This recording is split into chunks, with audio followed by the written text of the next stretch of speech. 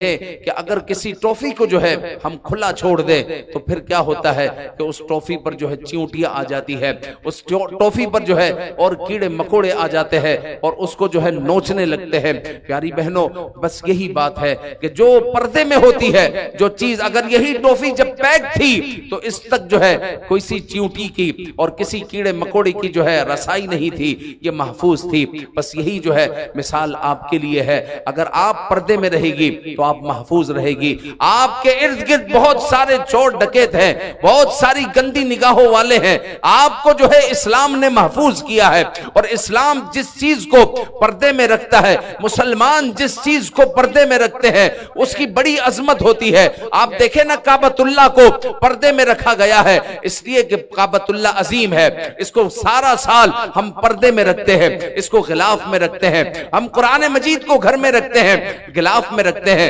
اس لیے کہ قرآن مجید عظیم ہے۔ آپ دیکھیں نا، آپ کے پاس سونا ہے تو آپ جو ہے سونا جو ہے چھپا کر رکھتی ہے، غلاف میں رکھ کر، رومال میں لپیٹ کر، کپڑوں میں لپیٹ کر، پھر کسی جگہ چھپا کر رکھتی ہے کہ کہیں کسی کی گندی نگاہ اس پر نہ پڑ جائے، مجھے نقصان نہ پہنچ جائے، تو اس کو چھپایا جاتا ہے، اس لیے کہ وہ جو ہے دنیا میں ہم اس کو مال عظیم سمجھتے ہیں۔ قرآن کو ہم غلاف میں رکھتے ہیں اس لیے کہ وہ کتاب عظیم ہے۔ اگر آپ کو پردے کا حکم ہے تو آپ بھی اسلام کے نزدیک بہت عظیم ہے،